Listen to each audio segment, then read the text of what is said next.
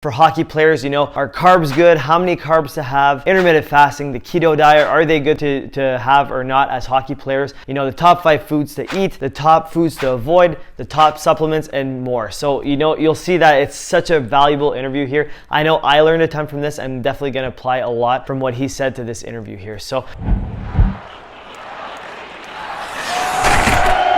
what's going on, guys? This is Braden from Advancement Hockey Advising here, and today we have a really cool, informative, and special interview here on board for you guys, and that is with Bruce Bonner. Now, Bruce here is a sports nutritionist, so that means he tells you which foods to eat, which foods to avoid, how to eat optimally to become the best hockey player that you could possibly be, and perform your best on the ice. So this interview here is going to be jam-packed with a lot of cool information. Bruce played hockey, he played pro hockey back in the day, and he transitioned into nutrition afterwards, and then he in the interview, he'll tell you about his path and everything. But overall, we dive into things like, for hockey players, are carbs good? How many carbs to have? Intermittent fasting, the keto diet, are they good to have or not as hockey players? The top 5 foods to eat, the top foods to avoid, the top supplements, and more. So, you'll see that it's such a valuable interview here. I know I learned a ton from this. I'm definitely going to apply a lot from what he said to this interview here. So hopefully you guys like this content. If you do, if you want to see more content like this, absolutely destroy that like button. It really goes a long way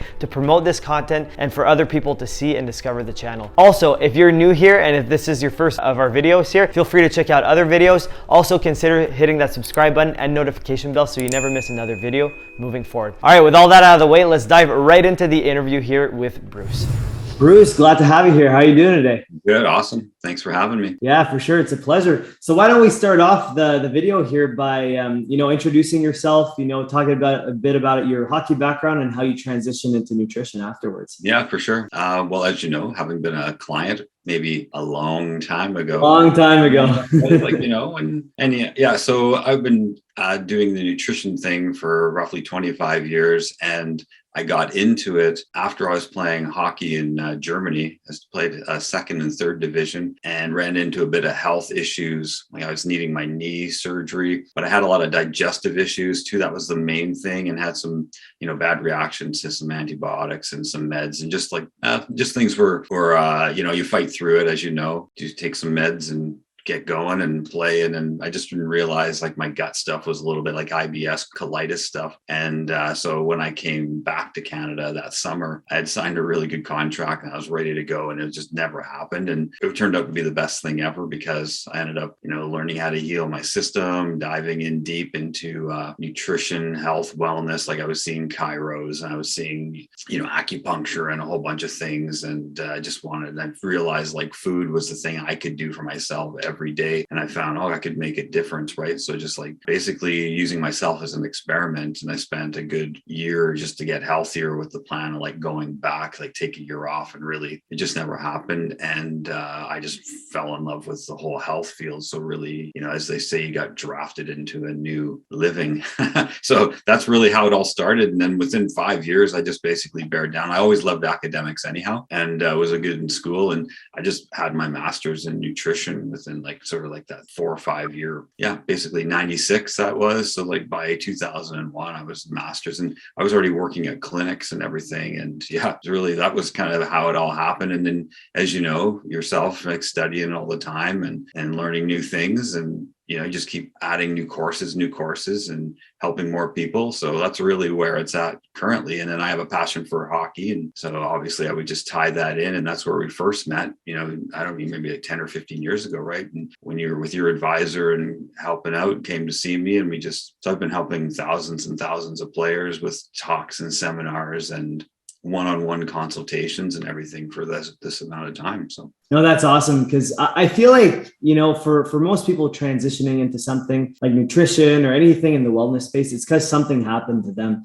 So I actually didn't know that about you, that you had like IBS type issues or whatever, and that you kind of, pioneered your own way through it and figured out what worked, what didn't, and all that. And now the follow-up questions I have for you on that is, how'd you go about kind of healing your IBS and getting over that as a hockey player? Yeah, just seeking out, seeing a regular doctor, like gastroenterologist, which was good to do the scopes and tests and everything. And I just found there wasn't enough in what I needed day to day to learn to what they call heal and seal the digestive tract. And so then you realize, why did I feel crappy eating certain foods? And then why did I feel great one day? And you're trying to figure that out. Just like athletes are like, why did I feel amazing on the ice? I had unending energy. And then other times I hit the wall, like in pregame, and I feel like I got lead legs, like what was this? We're always looking for the unicorn, as they say. However, you can realize your system needs certain elements, and you can just start to heal. And so I just found certain foods were much better. And then I found, I wasn't feeling good after certain things, felt great.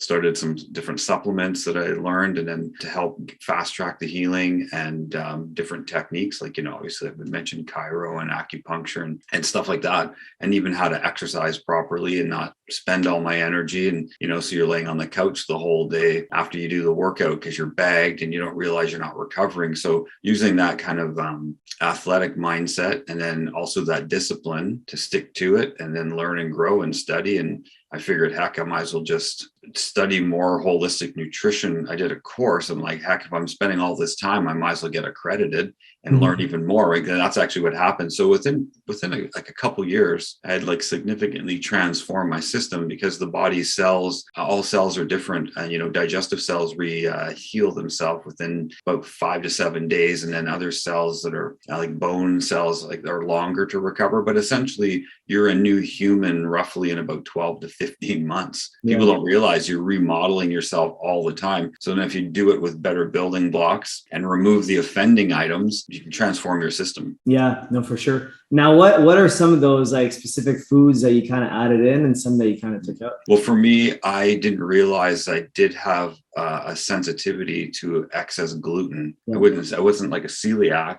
someone who's has to avoid it, but I really found that was a problem. I found if I was drinking too much milk, like too much in cereal, and then if I had way too much, say like higher fiber cereals and things, that was really bothering me. So, that was one of my revelations. And so I just took that stuff out, and it really helped to fast track. Now I can have, some cheese, and I can have like treat or something like that, it's gluten, or something. Yeah, I don't really eat a lot of it now, just because I don't need to, but it wouldn't buckle me like it would have, in those times. Eat something, and then you're crushed for like 2 or 3 days, right? You're on the can like crazy. So now my system is way stronger. So, it's something I can have. Yeah, no, I hear that a lot, where, when your gut's not in balance and it's a little out of order, anything that you're sensitive to, like gluten or dairy, which are honestly, in my opinion, the 2 biggest sensitivities that there are for most people. When your gut's not in order, you're a lot more sensitive to it. But then when your gut's in check, when you heal it, when you do, kind of I don't want to say detox, but let's say you go for a couple of weeks, follow a program, and you heal it, or a month or so. Then from there, you can tolerate more of those foods that you're sensitive to. It doesn't mean you chug a whole gallon of milk, but it means that you can have a little bit of cheese, a little bit of bread here and there. It's not going to throw you over. 100%. Yeah. It's sort of, if people are unaware of this, is the first time they ever hear it, and they're, in the hockey world, you're an athlete.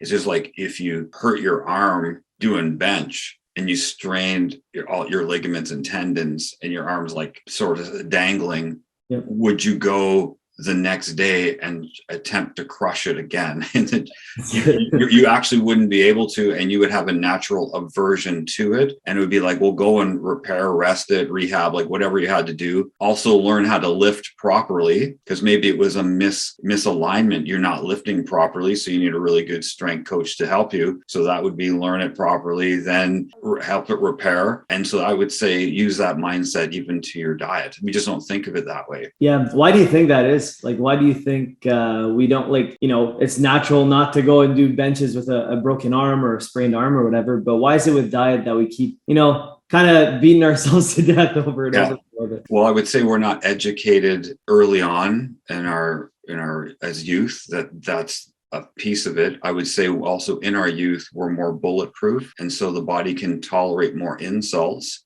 and push back quicker. So it's not like a broken arm or a sore arm or something. As we get a little older, when we've had maybe poor habits ongoing, then your system kind of gives out. And we don't equate then necessarily the amount of energy that we have and or how our gut is behaving with just the food. until we hit a sort of critical mass. And that critical mass would be, I've been in the gym 5 days this week and I've been always hurting every muscle group. Maybe it's something about me or it's something about the way I lift. I better seek advice. Like that's really would be the equivalent to when usually it happens in I'd say early to mid 20s is where things are going off the rails a bit in the mild irritation of foods. Then they manifest greatly. Typically when you're a bulletproof teenager, it doesn't manifest. You got a lot more energy, the hormones are raging, and your natural anti-inflammation can overcompensate. Right. Think of it that way. Yeah, no, for sure. When you're younger, you have a lot more wiggle room, right? When you're older, it can be a bit worse. And I feel like you said, and things with food, like it can be very subtle at first. And you don't really think it's a problem. And then you reach that critical mass and it becomes a big problem. So I think that's one of the biggest reasons why people don't always get educated and seek out nutrition advice at first until it becomes a bigger problem. Where you would see that commonly, what I would see in clinical practice, Braden, is say an athlete is working their ass off in the gym and they've put on like a pound or two, like a real hard gainer, and staying lean and ripped. And then we find out they actually have like a serious food intolerance. I've had clients where they didn't even realize they were celiac disease, for example. Mm-hmm. And we changed their diet. They hit the gym and they're like, where did that 20 pounds come from? Yeah. Within less than 2 months. They're like, because their body's not as emaciated and it's not fighting it, right? Their body's in an anabolic or buildup mode instead of a catabolic breakdown mode. And they're like, what the heck? But no one put the 2 and 2 together. I went through the same thing, but me, it was the reverse. I have a natural tendency to gain weight. And then once I got my nutrition, I literally stopped eating bread and I stopped eating dairy and I just cleaned up my diet a little bit. The same training, lost about 20 pounds and became shredded compared to being a little bit overweight. So it's difference. Honestly crazy how you change up a few things that you're maybe sensitive to. It can really make a huge difference. Yeah, and that's true. That's one of the experiences, right? I think. Yeah, for sure. Yeah, and you just have to customize it for yourself because not everyone's the same. And that's kind of the idea too, as to your original point. Like, why don't we kind of box everybody in? Here's the 4 food groups. Every hockey player's got to eat pasta, and you got to have this much protein, and that's pretty much it. So yeah, it's just something that you that as athletes have evolved to. They want to seek out and get a little more customized stuff. That's what I've been doing for a long time. And you give seminars and you talk about the good generals. So there's a lot of really good information out there. And then people have maybe asthma or health conditions or other things too, or they don't realize that their gut being bloated and like super stinky farts, all the time. And everyone, your buddies are rolling the window down in the car concept. They're like, that's not normal. It's common, but it's not normal, right? Yeah. So your body's not digesting and processing things. And then people are embarrassed about it or not. And then they just think, well, I always do it. Yeah. That's actually a symptom of maldigestion. And that could be inhibiting you from putting on that few pounds of muscle and getting faster and stronger in the gym and on the ice. Yep. 100%. Now, I know you said that, you want to customize as much as possible with individual people, but obviously here on a video, we can't do that because we don't have the single person in front of us. So my question to you is, what's like the general framework that hockey players or athletes in general, or even people in general, want to follow when following a diet? Right. So I would say, let's stick like good quality whole foods versus a ton of processed foods. Like that's really, and you and I have talked about that in the past. It's like, what does that mean, Bruce? Whole foods? Because I know some people think that, cereal can be a whole food, but what does whole food mean? True. Okay. So that's a good point. Well, as close to nature as possible would be real whole foods. Mm-hmm. And that would be then your meats, your fish, your poultry, like anything that's not processed. So steak, chicken, seafood, fish. I would say dairy would fit into that category too. I would say whole dairy, not 0% highly refined dairy. That's, so some people are unaware because we're kind of hung up in society on low fat everything. I'm not a big believer in low fat at all. So I would say closest to real milk and cheese and yogurt if you're going to eat dairy, real vegetables, fruit, nuts, seeds, different herbs. And then so for cereal, there are cereals that would be closer to kind of a middle, they would be whole enough that the way they're processed is minimal. So like your muesli, granola, like that kind of stuff.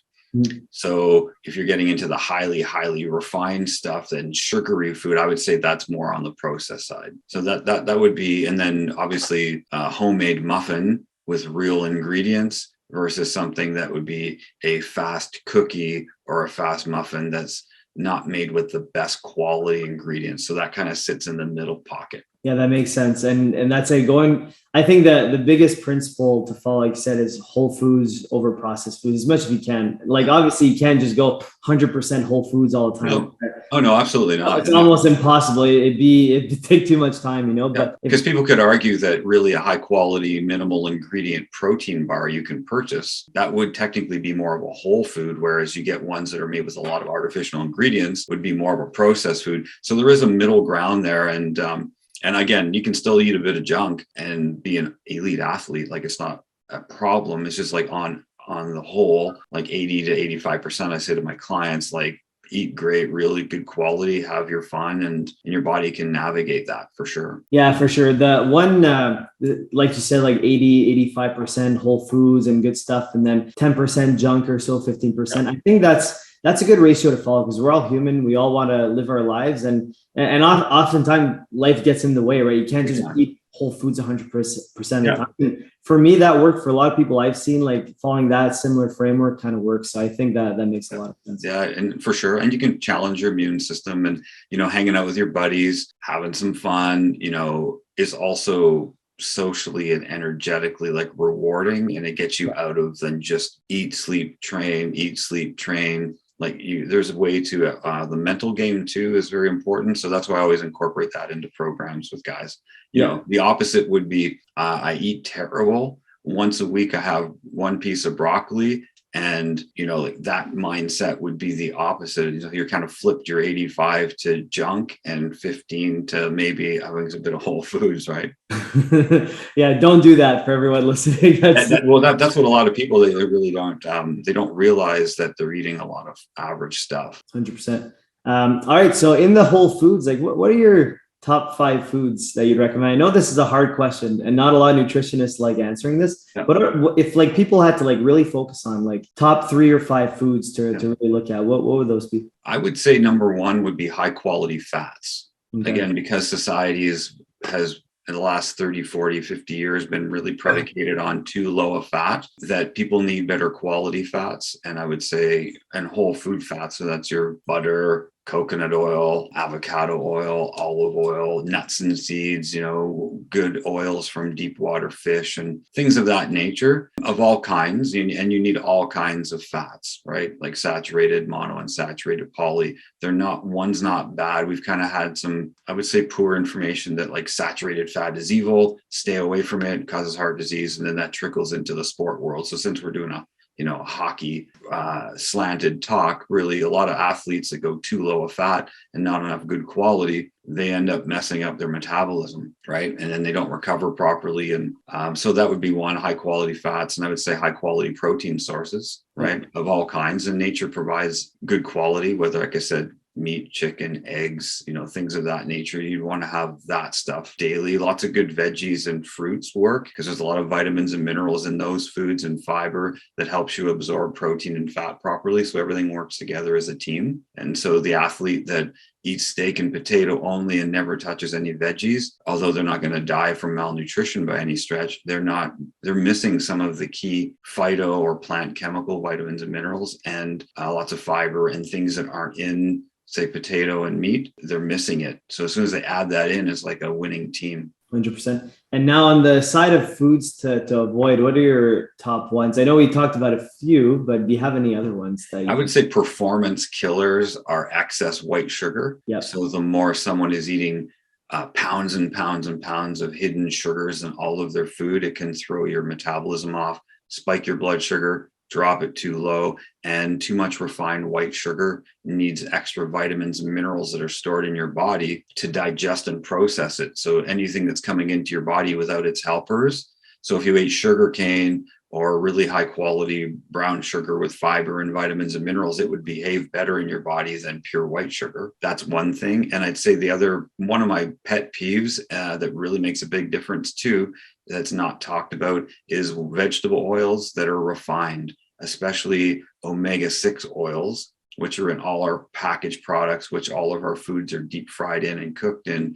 So that would be soybean, cottonseed, all of these types of things that are actually trans fat and refined. They cause a lot of inflammation in the body and disallow the athlete to recover from their exercise quicker. And they're everywhere. Hidden sugars and hidden vegetable oils are literally in almost every processed food. I know. It's actually crazy. And that's why I think that's part of the reason why whole foods are so much better. One, because nature intended it the way it did, but two, because it's not full jam packed of all these garbage oils and sugars. So Yes. like you got soybean oil, like canola oil, you got so many different type of oils, and you can go look them up, but they're really everywhere in the processed food industry. And if they were in their pure unrefined version, they wouldn't be as harmful. Yeah. Yet all the companies, they refine them and process them to add storage, like it's for shelf life. Yeah. And then to be able to handle high heat when you cook foods deep fried and everything in them, that's what ends up causing a lot of people. They can improve their body, not by addition, but by subtraction. The inflammation process and recovery and workouts, I see it in young athletes all the time. They can't believe they can go hard the next day as hard as they did. And whereas before they were like 3-4 days to recover. And a lot of it has to do with the fats in the body and what's causing and prolonging in the inflammatory process. It's quite amazing. Yeah, I know for sure. If you cut out just most of the refined sugar, most of the vegetable oils, and then gluten and dairy, if you're sensitive to it, then honestly, it makes a world of a difference. For me, I've noticed it in the past. Like you said, like before I do a workout, I'd be sore for like 3 days or so. But now, like I do want, obviously you get sore and stuff, but not nearly to the same degree. My joints aren't sore anymore and all that kind of stuff. So it really does make a big difference. Big time. You mentioned sugar, and I know like there's a lot of low carb, like keto and all that kind of stuff out there. But for athletes, I feel like there's a different take on it. I want to see your take on the whole carb world for you when it comes to hockey players and athletes as well. So I use like keto and intermittent fasting and these different techniques with certain clients who need it.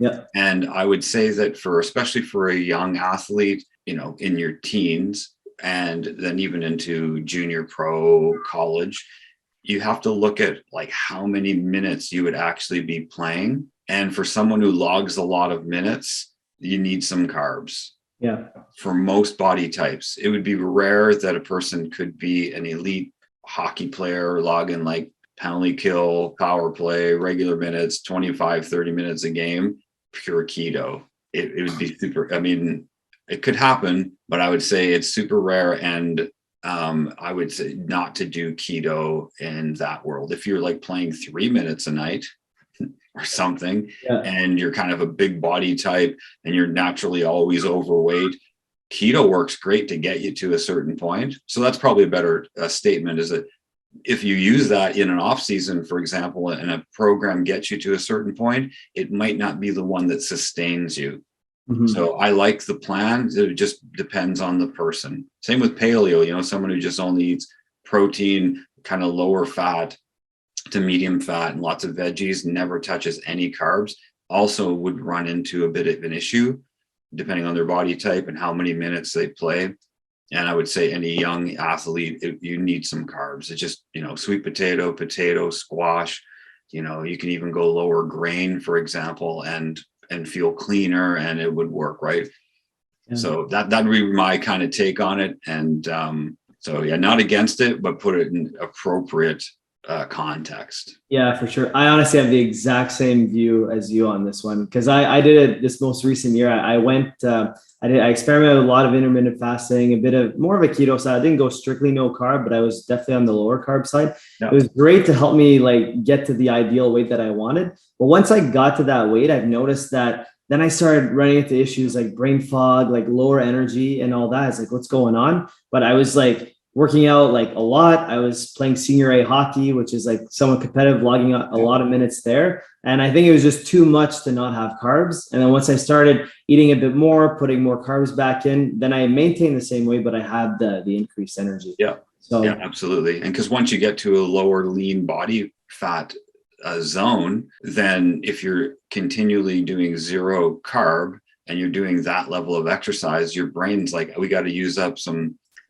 fat for fuel, but then it puts the brakes on it because your body has a set point where it won't go beyond, because fat is our future fuel. If you're in a starving state.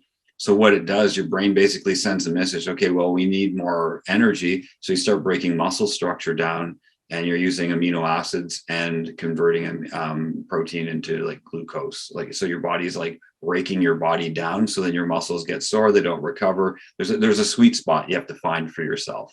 Yeah, for sure. And I guess that comes with a little bit of experimenting, but I think take home message at the end of the day for most athletes, you know, that are logging a lot of minutes, carbs are definitely essential. And I have that view too. Especially for your clients that are also in competitive age group up to college. Like, you don't want to play with your diet so drastically, hit the wall and wreck a chance, you know, getting a scholarship or like whatever their goal is with your clientele. Like, that could be disastrous. If you are an old fart playing senior hockey, you can kind of play around with it. It doesn't have as much of an impact, right, Braden? Yeah, for sure. Yeah, for me, it was fine, you know, even though I wasn't high energy or whatever, it's just senior hockey, right? But for it's people still competitive, right? But you don't have everything on the line. No, that's it. So for people that are, you know, going for D1 scholarships and all that, then don't go so extreme.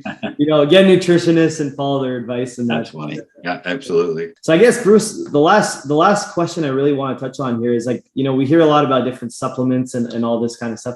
What are maybe some supplements that you have seen like throughout your years and you've seen some good evidence on for athletes that work? I mean, most obvious for most people is like a protein supplement. Mm-hmm. So whether it's like whey base, like a dairy base, or like whey protein, some people will use plant-based, they'll use rice protein, there's pea protein, there's mixes.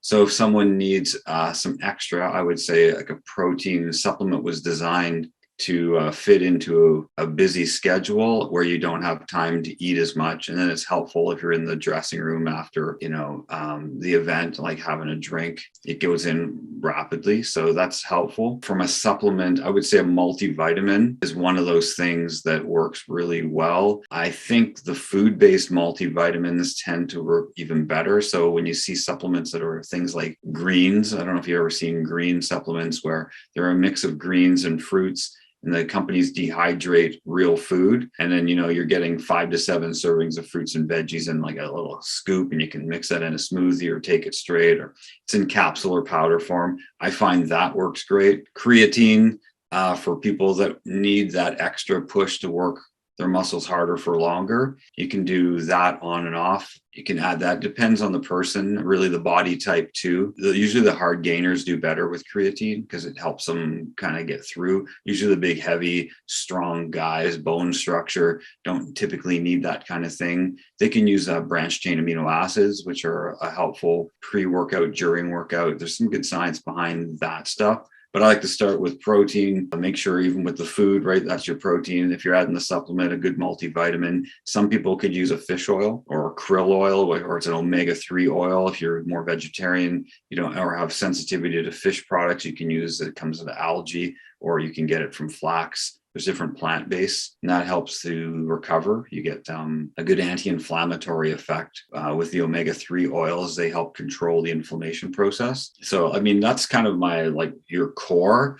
I mean, there's lots of really amazing supplements and people selling a ton of things in the fitness industry. Some work, some don't. I just like to start with food and also the supplements as the base, nail that down. And then if you needed some other little fine tuners, or even creatine would be to me like secondary to, say, whey protein or omega-3 or a multi, like, you know, so prioritize. Just like you don't want to take these performance drinks, pre-drink formulas, some really good companies out there, and eat like crap and think, well, I'm just going to take this drink from this company and it's going to like rocket me. Sports science tends to emphasize a bit more of the quick fix and how do I perform that night. So people are hung up on that, but really the truth is get the base down pat, and then those things will work way better for you if you need them, especially like in tournament situations or where you're playing multiple games in the weekend. That's where you can use some of the sport performance drinks wisely, but on a sound base, they'll work even better. Yeah, for sure. Yeah, definitely start food first. Then you can get the base supplements. And then if you want an extra boost or whatever, you can talk with a nutritionist and see what's best for your unique situation. Yeah. And in my opinion, I know for experience like that is the way to do it. It just, maybe it's not as glamorous and like salesy. Yeah. It's honestly, you'll get more out of those products when you've got a better base for sure. 100%. And then we have about 4 minutes left in our talk here, Bruce. So I kind of want to dive into what you're up to right now with your nutrition course here. Yeah, so we had that discussion. Well, over the years, many people have just said, like, you've studied so much, put it together, customize. You got to teach a course. You know, with technology advancing, I just decided to make the plan. It's called 110% hockey. Mm-hmm. And, you know, it's basically a play for sure on all of us. We want that extra bit.